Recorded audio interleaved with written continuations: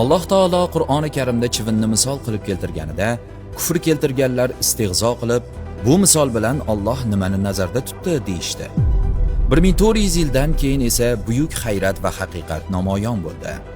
Urg'ochi chivinning boshida 100 ta ko'zi, uning og'zida 48 ta tishi, 3 ta yuragi, xartumchasida 6 ta igna bor. Inson tungi ko'rish moslamasini 20-asrda ixtiro qilgan bo'lsa, chivinda bu narsa uning yaratilishidan bor va shu bois u insonni hatto tun qorong'usida ham 6 kilometrlik masofadan sezib, topib keladi. Chivin qonni tahlil qilish asbobi orqali qaysi tanaga qo'nishni hal etadi. Shuning uchun ham u hammadan qon so'ravermaydi. Chivin qon so'rashdan oldin o'sha joyni karaxt qilish uchun narkoz yuboradi. Shu sababli ko'pincha chivinni qonimizni so'rib bo'lganidan keyin sezamiz. Chivinni odam tanasidan qon so'rib olish jarayoni ham juda murakkab bosqichlar orqali amalga oshadi.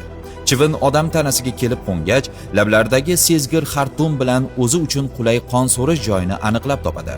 Uning qon so'rib oluvchi ignasi shpritslarga o'xshaydi. Unda maxsus qoplama devorlari bo'lib, qon so'rish paytida orqaga surilar ekan.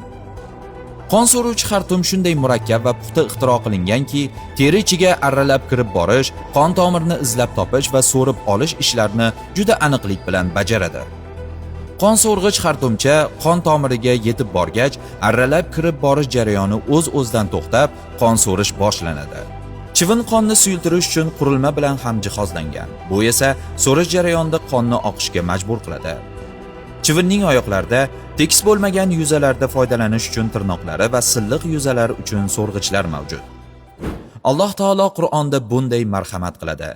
Bu Allohning yaratganidir. Qani menga ko'rsatingchi, undan boshqalar nimani yaratdilar? Luqmon surasi 11-oyat. Qudrat va buyuklik egasi Allohga hamd va sanolar bo'lsin.